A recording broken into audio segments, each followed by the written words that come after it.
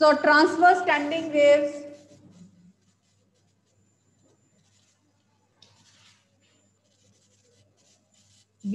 in a string. Or what was the best example of transverse standing waves? कहाँ produce होती है transverse standing waves, बताइए?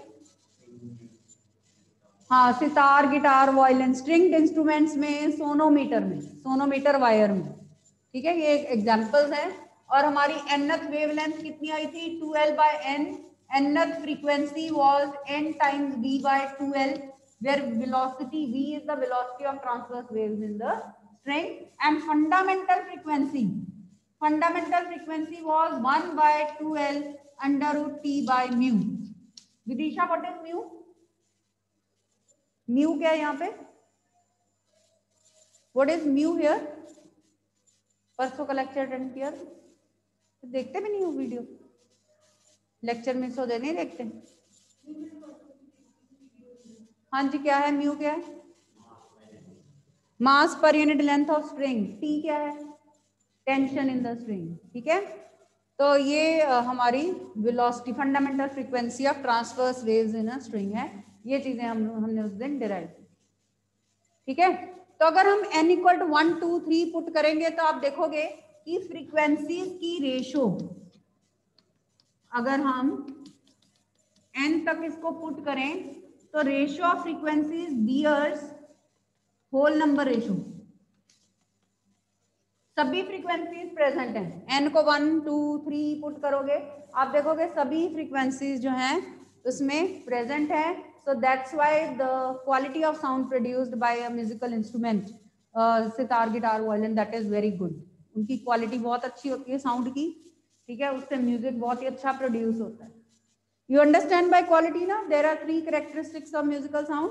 चलो वो भी पहले हम कर लेते हैं डिफाइन आगे। लॉन्गिट्यूडनल स्टैंडिंग वेव से पहले हम 3 characteristics of musical sound define कर लेते हैं। ये नोट कर लो।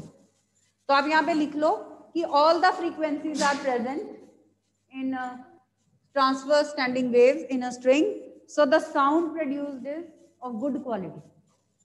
Sound produced is very good.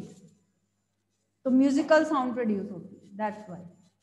मतलब कि आप कह सकते हैं इसमें सारे सुर प्रेजेंट है। म्यूजिक की लैंग्वेज में साथ के साथ सुर इसमें प्रेजेंट है, सारे सुर प्रेजेंट है, इसलिए हमें साउंड प्लेजेंट लगती है, इसलिए वो साउंड हमें म्यूजिकल लगती है। नोट कर लिया? ये तो उसी दिन का कंटिन्यूएशन है। So there are 3 characteristics of musical sound. Characteristics,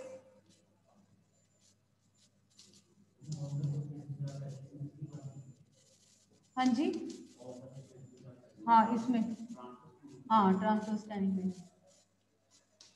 characteristics of musical sound आपने 9th में स्टार्ट किया था। नॉइस क्या होता है और म्यूजिक क्या होता है? Music is also called musical sound. So noise is a sound that leaves unpleasant effect on the ears. जो साउंड हमें सुनने में ही अच्छी नहीं लगती, हम उसको सुनना ही नहीं चाहते, वो नॉइस है। And sound that leaves pleasant effect on the ears, that is called music or musical sound. तो आगे हम म्यूजिकल साउंड की कैरेक्टरिस्टिक्स डिस्कस करते हैं, बट रफली नॉइस को आप कह सकते हो, it is usually non periodic irregular sound, ठीक है, non periodic irregular sound, sudden and abrupt. Sudden भी होता है, एब्रप्ट एकदम से कहीं से आवाज आती है, आप डर जाते हो, नॉइस लगता है आपको, आपको अच्छा नहीं लगता, उसको भी हम नॉइस ही बोलेंगे। So non periodic irregular sudden abrupt sound, usually of short duration, that is called noise. Non periodic irregular abrupt sudden sound, usually of short duration. ये जो नॉइस है बीच बीच में ऐसे आता है, कंटिन्यूअस नहीं होता, डिसकंटिन्यूअस भी ऐड कर सकते हो बीच में। तो डिसकंटिन्यूअस साउंड होती है, कोई इसमें सिमेट्री नहीं होती है, कोई रेगुलरिटी नहीं होती है, एकदम से ब्लास्ट हो गया, एकदम से एक्सप्लोजन की साउंड आ गई, कोई ठक ठक की आवाज आ रही है, स्टूडेंट्स का टॉकिंग नॉइस है क्लास में, ये सब नॉइस होती है। ये हमें टीचर्स को अच्छा नहीं लगता, बच्चे बातें कर रहे हैं, तो that leaves unpleasant effect on the ears, so we also call it noise. तो एग्जांपल लिख लो नॉइस के। What are the examples of noise? whispering of students in the class, traffic sounds, whispering of students in the class, traffic sounds, sound of an explosion, factory noise etcetera. Factory से जो आवाजें आती हैं, कोई machine चल रही है, हमें वो भी अच्छी नहीं लगती. So these all are term noise.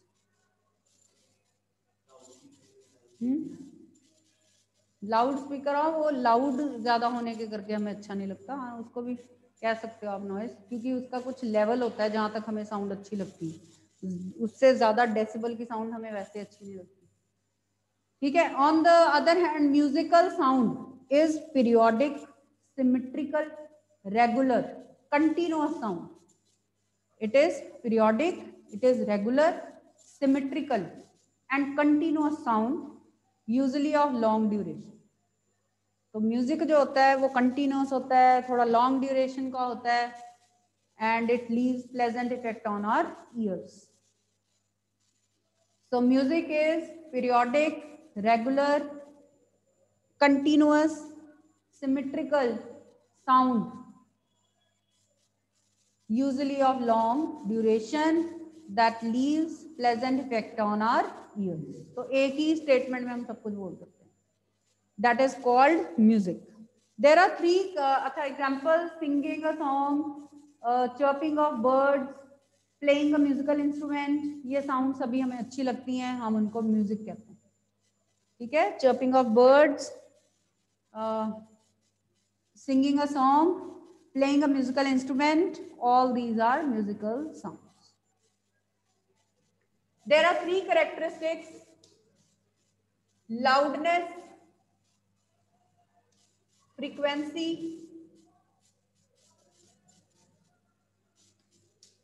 और क्वालिटी. अभी नेम्स लिख लो, I want go in for details, क्योंकि इसका डिटेल्स हमारे थर्ड चैप्टर में है. ये हम सेकंड चैप्टर कर रहे हैं, थर्ड चैप्टर में है. पहला चैप्टर था ऑसिलेशंस का, सेकंड वेव्स का चल रहा है, थर्ड हमारा अकॉस्टिक्स का है. तो अकॉस्टिक्स में हम साउंड से रिलेटेड ये सारी टर्म्स करेंगे. अभी मैं रफली बता रही हूँ आपको. लाउडनेस क्या होती है? In technical language we will call it intensity, and frequency in technical language we'll call it pitch, and quality we'll call it timbre. ये सब 9th में पढ़ा हुआ है. I'm just reminding you, क्योंकि हम ये टर्म यूज कर रहे हैं क्वालिटीज में, ये स्टैंडिंग वेव, तो इसलिए that's why I'm telling you. Loudness क्या होती है कि कितना लेवल है साउंड का, amount of sound falling in the year. ये डेफिनेशन वगैरह बाद में करते हैं, अभी सिर्फ बता रही हूँ. इसका यूनिट होता है बेल या डेसिबल. ठीक है. इंटेंसिटी जो होती है वो डिफरेंट होती है from loudness, but layman language में इंटेंसिटी लाउडनेस को ऑलमोस्ट सेम ही समझा जाता है, but this is different. Even their units are also different. ये बाद में करते हैं. फ्रीक्वेंसी और पिच ऑलमोस्ट एक ही बात है, number of waves in 1 second, और it refers to shrillness of sound, sharpness of sound. Sound कितनी तीखी है, जैसे बच्चों की आवाज है, ठीक है, उसकी पिच जो है वो बड़ों की, एडल्ट्स की आवाज से ज्यादा होती है. फ्रीक्वेंसी काफी ज्यादा होती है, उसमें शार्पनेस होती है, श्रिलनेस होती है. ठीक है. गर्ल्स की वॉइस बॉयज के कंपैरिजन में ज्यादा श्रिल होती है, उसकी भी पिच हाई होती है. तो उनका यूनिट है हर्ट्ज. तो लाउडनेस जो है वो मेनली एम्पलीट्यूड पे डिपेंड करती है. एम्पलीट्यूड जितना हाई होगा वो लाउड साउंड होगा. फ्रीक्वेंसी या पिच का मतलब होता है नंबर ऑफ वेव्स किसमें ज्यादा है, उससे रिलेटेड. ये सब हम करेंगे आगे डिटेल में, अभी रहने दो. थर्ड है क्वालिटी और टिम्बर. अगर हमारी दो साउंड्स हैं, हमने उनमें डिस्टिंग्विश करना है. अगर उन दोनों की लाउडनेस भी सेम है, फ्रीक्वेंसी भी सेम है, मतलब दोनों सेम लाउड हैं और हैं भी दोनों वॉइस की सपोज, तो कैसे पता चलेगा वो उसकी आवाज है और वो उसकी आवाज है? कैसे आपको पता चल जाता है बिना देखे फोन पे कि कौन बोल रहा है? This is because of quality of sound. Each person is having different quality of sound. ठीक है. हर पर्सन की अपनी अपनी साउंड की क्वालिटी होती है. ऐसे ही हर म्यूजिकल इंस्ट्रूमेंट की क्वालिटी ऑफ साउंड भी अलग होती है. बिना देखे आपको पता चल जाएगा कि पियानो बज रहा है कि तबला बज रहा है, पता चल जाता है ना, क्योंकि उनकी क्वालिटी डिफरेंट है. So this is what we mean by quality, and that sound is considered to be of good quality. That sound is considered to be rich, that contains all the frequencies. जिसमें सारे harmonics present होते हैं, सारी frequencies present होती हैं, उनको हम rich sound बोलते हैं। जैसे कि अभी मैंने एग्जांपल दिया ट्रांसवर्स स्टैंडिंग वेव, तो उसको हम रिच साउंड बोलेंगे, उसकी क्वालिटी बहुत अच्छी है क्योंकि उसमें सारी फ्रीक्वेंसीज प्रेजेंट है, सारे सुर प्रेजेंट है। ठीक है। और पुअर साउंड, पुअर क्वालिटी की साउंड कौन सी होगी?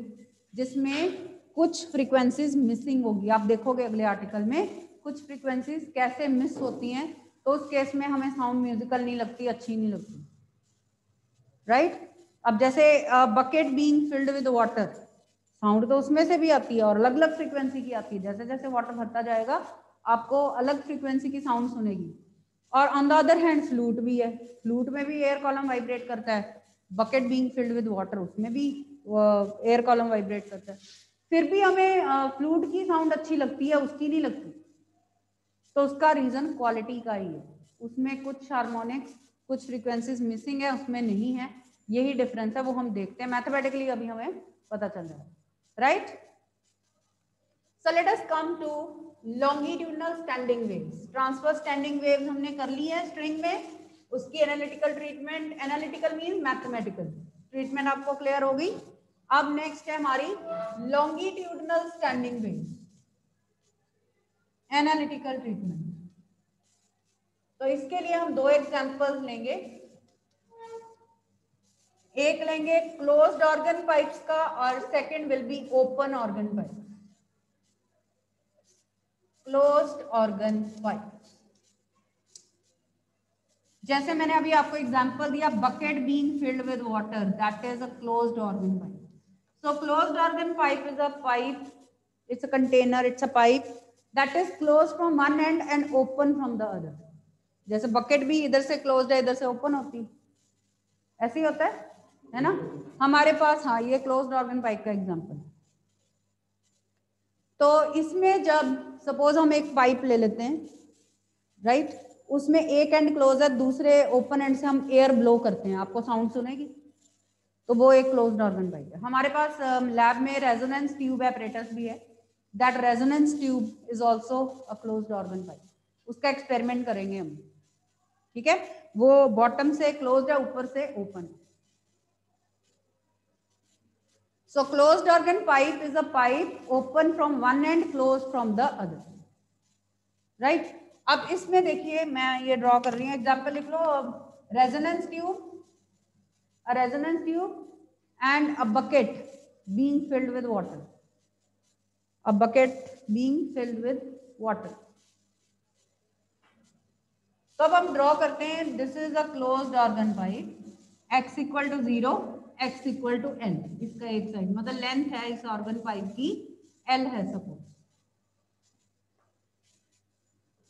अब हम इसमें ओपन एंड से एयर ब्लो करते हैं, हमने एयर ब्लो की, इंसिडेंट वेव गई इधर, दिस इज इंसिडेंट वेव, ये रिफ्लेक्ट होके वापस आई, this wave is reflected wave. इन दोनों की सुपरपोजिशन से क्या प्रोड्यूस हुआ? लॉन्गिट्यूडनल स्टैंडिंग वेव, क्योंकि यहाँ पे जो एयर में हम ब्लो कर रहे हैं ये लॉन्गिट्यूडनल वेव है। तो अगर हमारी दो super imposing waves longitudinal nature की है, तो स्टैंडिंग वेव्स का नेचर क्या होगा? लॉन्गिट्यूडनल स्टैंडिंग वेव्स प्रोड्यूस होंगे। साउंड उसमें ब्लो करेंगे तो sound he सुनेगी,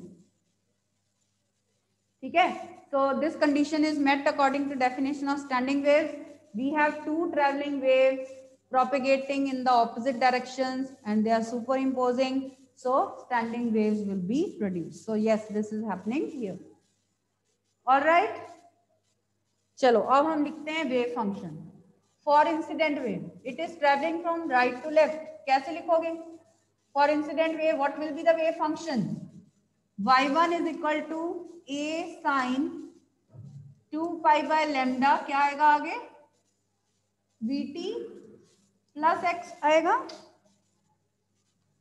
right to left के लिए प्लस लेते हैं ना हम, लेफ्ट टू राइट के लिए हम माइनस ले रहे थे, vt माइनस x, यहाँ पे प्लस आ जाएगा।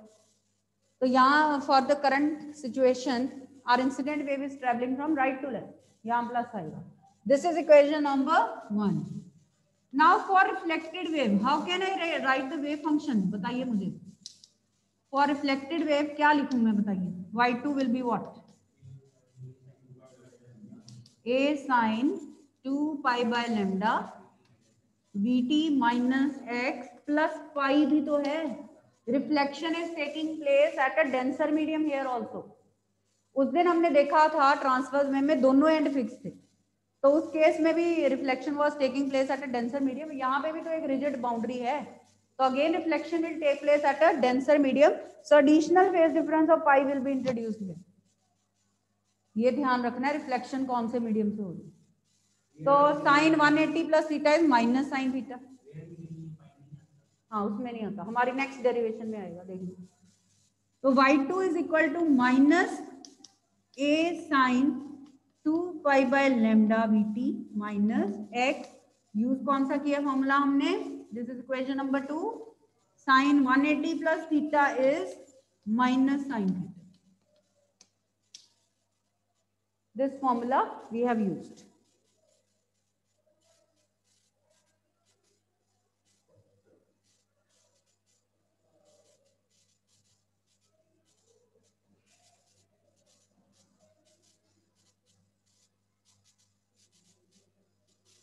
All right, fine. चलिए अब हम according to principle of superposition y equal to y1 plus y2 करते हैं.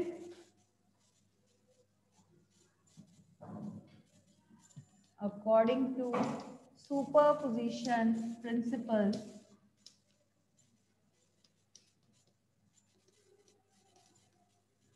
y equal to y1 plus y2, put the values, take a common.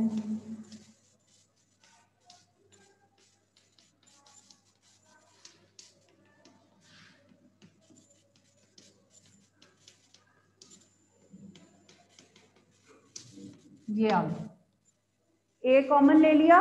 Again C D formula लगेगा यहाँ पे, sine C minus sine D. Sine C minus sine D use होगा. क्या था, what is sine C minus sine D?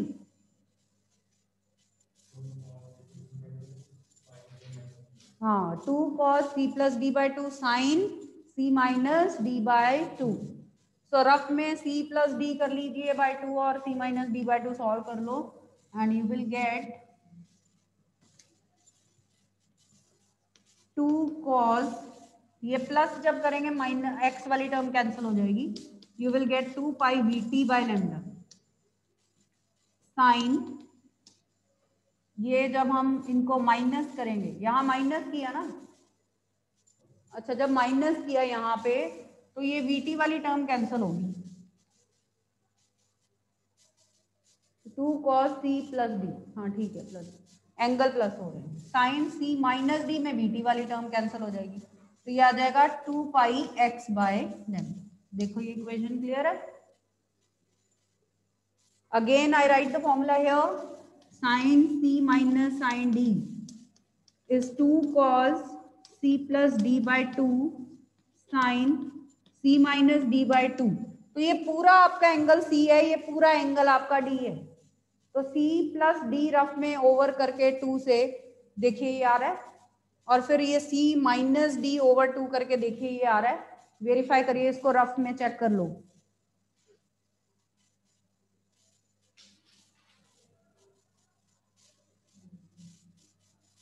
Is this step clear? Clear? जिनको परसों वाली derivation पता है उनको तो समझ में आ रहा होगा, जिन्होंने परसों का लेक्चर मिस किया उनको मुश्किल आएगी. चरणजोत आए थे परसों? आप नहीं इधर थे?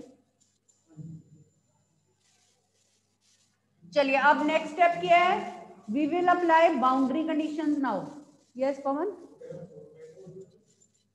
डिवाइडेड बाय 2 भी तो है ना, जब 2 से डिवाइड करोगे तो यही आ जाएगा. ठीक है,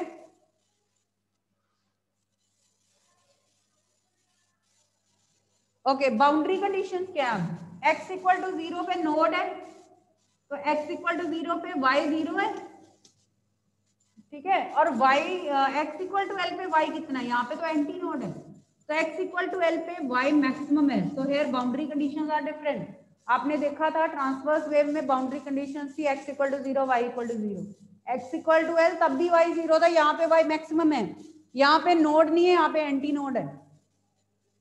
Got it? Boundary condition. So let us write boundary condition. Let's apply first boundary condition. वो पहले चेक कर लेते हैं, अगर वो ठीक आती है तो सेकंड अप्लाई कर देंगे. ठीक है? Let us check first boundary condition. Put x equal to 0. Let us check whether we get y 0 or not. So put x equal to 0 here. What do you get? Put x equal to 0. Y is 2a cos 2 pi vt by lambda sin 0. x को 0 put किया, sin 0 आ गया, sin 0 is 0. So y is also 0. So yes, first boundary condition is satisfied. Second must also be true then. तो second को हम put करेंगे, हम x को L put करेंगे और y को मैक्सिमम पुट कर देंगे. पहले ये देख लो, फर्स्ट बाउंड्री कंडीशन को हमने चेक किया, हमने x को 0 पुट किया, देखा y 0 आ रहा है कि नहीं आ रहा, आ रहा है. इसका मतलब our first boundary condition is satisfied. लिख लो यहाँ पे. So our first boundary condition is satisfied. Let us apply second boundary condition. So apply second boundary condition now.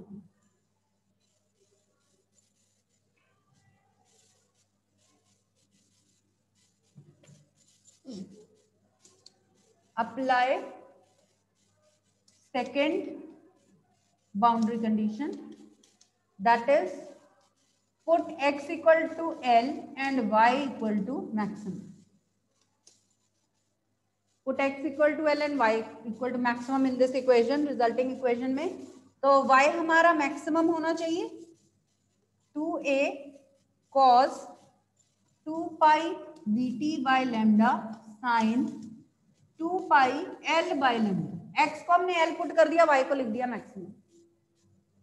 दोनों चीजें पुट कर दिया. Got it? Any doubt? If any doubt is there, you can ask.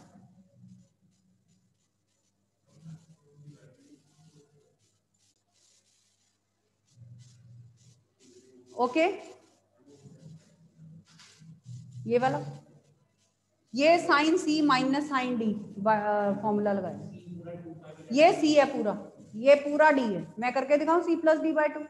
ये देखो c plus d by 2, c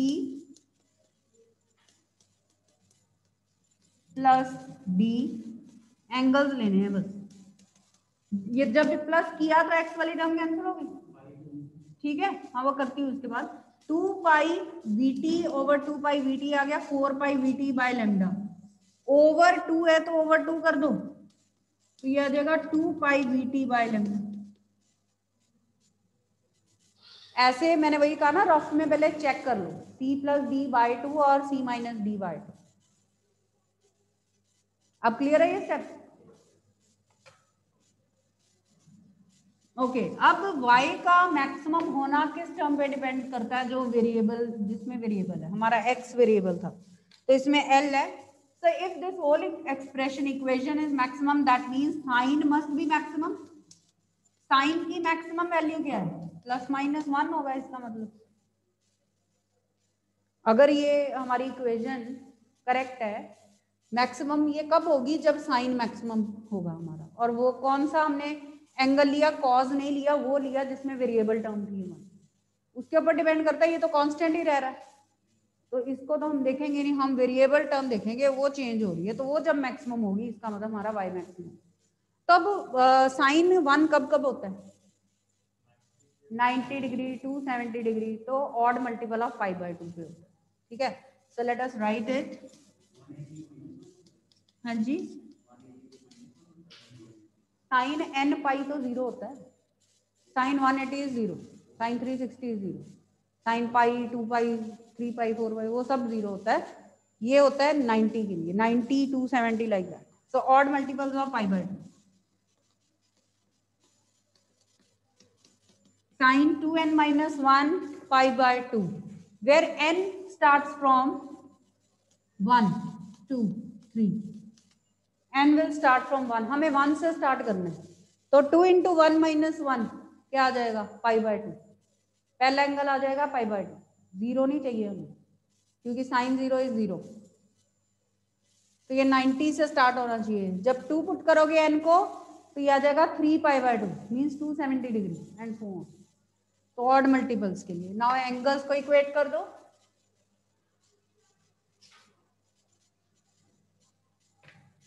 So 2πL/λ is 2n minus 1 π/2. Pi gets cancelled and lambda हमारा आ रहा है 4L/2n minus 1. So in this case, this is our nth wavelength. So for closed organ pipes, nth wavelength is this much 4L/2n minus 1. See this step first of all. Check this step.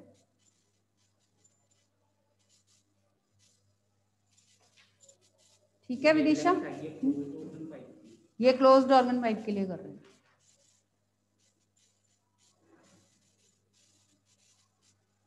Alright, अब हम frequency निकाल लेते हैं। C is V is equal to lambda nu. So how much is nth frequency? V by lambda. So we can write after putting the value 2n minus 1 V by 4L. So nth frequency of closed organ pipe is 2n minus 1 V over 4L.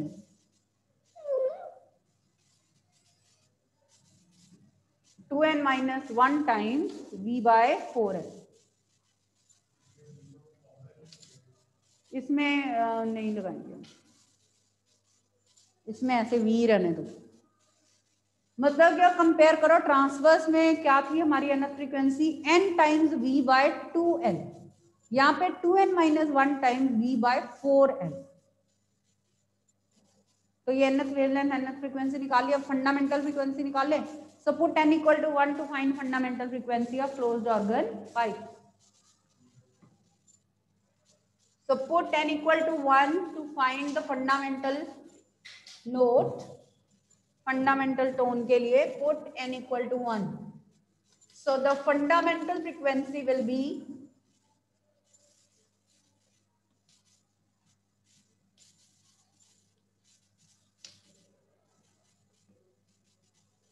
V by 4L. So fundamental frequency of closed organ pipe is half that of open, half that of transverse waves in a string. उसकी V by 2L थी, basically देखा जाए तो V by 2L थी, इसकी V by 4L है, उसका भी हाफ। तो एक तो इसकी फ्रीक्वेंसी भी अच्छी नहीं है, तो इसलिए closed organ pipe bucket being filled with water does not produce good sound. अब हम देखते हैं कि हम ये कैसे करें कि क्वालिटी अच्छी नहीं है, वो चेक करते हैं। अगर आप n इक्वल टू 2 पुट करो तो देखो कितनी आती है फ्रीक्वेंसी आपकी। देखें 2 टाइम्स आती है फंडामेंटल के कि नहीं आती है, फिर 3 टाइम्स, फिर 4 टाइम्स आती है कि नहीं? नहीं, हाँ 3 टाइम्स आ रही है, 2 टाइम्स नहीं ना आ रही। आप जब n को 2 पुट करोगे तो ये फ्रीक्वेंसी आएगी 3 टाइम्स V by 4L। अगर आप n को 3 पुट करोगे तो ये फ्रीक्वेंसी आएगी 5 times V by 4L and so on. आप देख रहे हो कि 1 2 3 4 नहीं आ रहा है यहाँ पे 1 3 5 7 ऐसे आ रहा है, ऑड नंबर्स की रेशो में आ रहे हैं। इसका मतलब बीच में इवन हार्मोनिक मिसिंग है, even frequencies are missing in between. तो इसमें मतलब सारे सुर प्रेजेंट नहीं है, सारे हार्मोनिक प्रेजेंट नहीं है। So the quality of sound produced by closed organ pipe is not good, quality is not rich. तो हमें वो साउंड प्लेजेंट नहीं लगती इतनी। हाँ जी, न्यू वन ये है ना, ये न्यू वन हमारी फंडामेंटल फ्रीक्वेंसी। बाकी सभी फ्रीक्वेंसीज उसका मल्टीपल होती है, 2 टाइम्स 3 टाइम्स 4 टाइम्स। यहाँ पे हम देख रहे हैं 1 के बाद सीधा 3 आ रहा है, 3 के बाद सीधा 5 आ रहा है, बीच में 2 टाइम्स 4 टाइम्स वाला कंसेप्ट नहीं आ रहा। हमारे even harmonics, even frequencies missing है। So that means all the harmonics, all the frequencies are not present. So that's why the sound is not so good. तो आप लिख लो ratio of frequencies. So the ratio of frequencies bears an odd number ratio. Ratio of frequencies bears an odd number ratio, 1:3:5 and so on. Even frequencies, even harmonics are absent. So the quality of sound produced by closed organ pipe is not so good.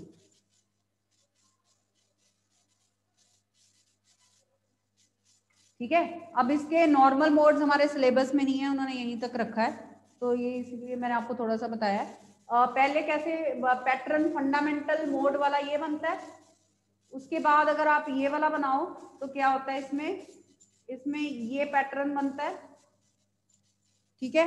इसमें 5 वाले में ये pattern बनता है, इस तरह से अलग अलग पैटर्न बनते हैं, ठीक है। सैटरडे को जो हमने transfer standing waves in strings की थी, उसमें देखो पैटर्न्स कैसे बनते हैं, रफली आई एम टेलिंग यू। उसमें 2 फिक्स्ड एंड्स के बीच में रबर बैंड था ना, हमने अज्यूम किया था पहला ये था फंडामेंटल मोड, ये बनता है। सेकंड में ये बनता है, थर्ड में ये बनता है, लाइक दिस। इस तरह से वो इंक्रीज होते जाते हैं। तो आप देखोगे इसमें कितने नोड हैं, 2 नोड्स हैं, एक एंटी नोड है, इसमें 2 एंटी नोड है और 3 नोड्स हैं। यहाँ पे there are 4 nodes and 3 antinodes and so on. यहाँ पे भी आप मार्क कर सकते हो, यहाँ पे एक नोड है, एक एंटी नोड है, here there are 2 anti nodes and 2 nodes, यहाँ 3 नोड्स हैं, 3 ही एंटी नोड्स हैं, equal number of nodes and anti nodes होते हैं, ठीक है। ये उसमें बना लेना ट्रांसफर स्टैंडिंग वेव में मोड्स, 3 ही मैंने आपको वो मोड्स करवाए होंगे, 3 ही हैं, 3 की फ्रीक्वेंसी लिखवाई थी ना, 3 ही पैटर्न बना लो, इसमें भी 3 के पैटर्न बनाओ। ये फंडामेंटल है ये वाला, ये सेकंड के कॉरेस्पॉन्डिंग, ये थर्ड के। तो अब 2 डेरिवेशंस देखिए, थोड़ा सा डिफरेंस है, सिर्फ बाउंड्री कंडीशन का डिफरेंस है, और उसकी वजह से हमारा रिजल्ट डिफरेंट आ रहा है, हमारी एनथ फ्रीक्वेंसी भी डिफरेंट आ रही है, सब कुछ डिफरेंट आ रहा है। देखने में दोनों डेरिवेशन ऑलमोस्ट सेम लगती है, but there is a lot of difference.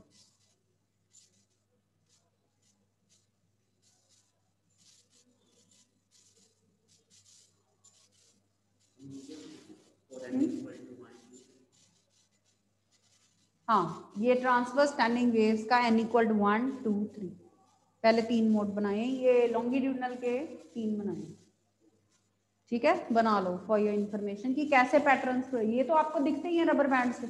जब आप रबर बैंड को सेंटर से खींचते हो तो ये बनेगा, 1/4 ऑफ लेंथ से खींचोगे तो ये बनेगा, अलग अलग लेंथ से आप प्लग करोगे वायर को तो ऐसे अलग अलग पैटर्न बनते हैं। सितार गिटार में अलग अलग प्लेस से उसको प्लग किया जाता है, तो उससे अलग अलग फ्रीक्वेंसीज प्रोड्यूस होती है।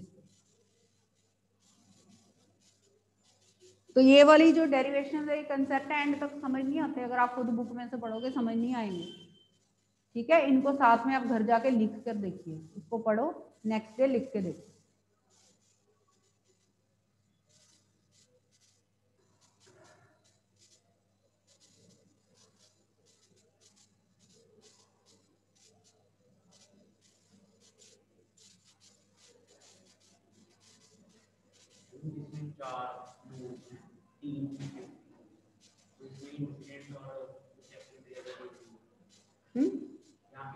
उनका सुपरपोजिशन से अलग अलग पैटर्न बनेंगे ना। अब ये डिपेंड करता है कि हमने कहाँ से प्लग किया, सेंटर से प्लग करेंगे तो ऐसा बनेगा, 1/4 ऑफ लेंथ से प्लग करेंगे तो ऐसा बनेगा, कहीं और से करेंगे तो ऐसा, अलग अलग पैटर्न्स बनेंगे। यहाँ पे भी देखो, अगर हम लाइटली ब्लो करेंगे तो ये वाला पैटर्न बनेगा, अगर हम स्ट्रॉन्गली ब्लो करेंगे तो ये बन जाएगा, और स्ट्रॉन्गली करेंगे और लूप्स बढ़ जाएंगे, ऐसे हो। बच्चे सभी ने ना अपने